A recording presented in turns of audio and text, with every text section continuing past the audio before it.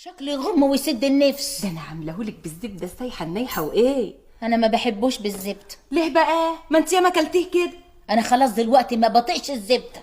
انا عايزاكي تعمليهولي بالليمون والزيت الحار والطحينه. انا خلاص ما بحبوش الا كده وعايزاه كده ومش هاكله الا كده. والعمل ايه دلوقتي؟ احنا ما عندناش زيت حار وما عندناش طحينه من اصل. طب وما جبت الزيت حار وطحينه ليه يا شملوله؟ ما هي السرجه تحتينا ولا رجلك عليهم نقش الحنه؟ سرقة ايه ياما؟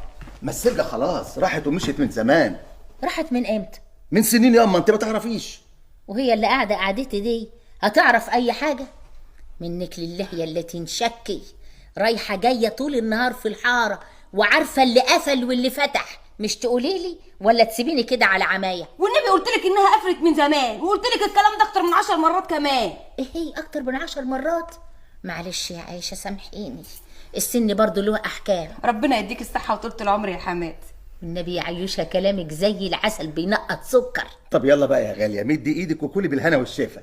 انا مش هاكل فول بزبده. ليه ياما؟ ده حتى عمايل العيشة تفتح النفس. انا عايزه فول بالزيت الحار والليمون والطحينه. خلاص هوصلك على زيت حار، يلا كلي بقى. ده انا رشالك عليه كمون وفلفل اسود وطعمه هيعجبك قوي. فلفل اسود؟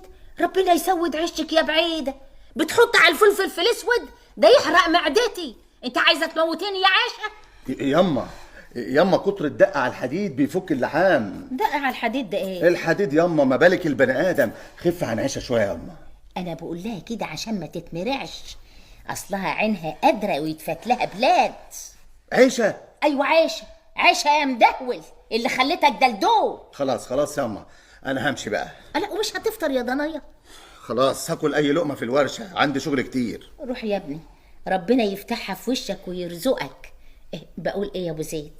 نعم ما تنساش وانت راجع تجيب لي معاك حته هريسه، بس تروح للراجل قبل ما يقفل. حاضر، من عينيا الاتنين.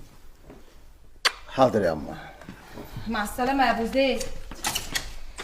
حنين على امك يا ضنايا.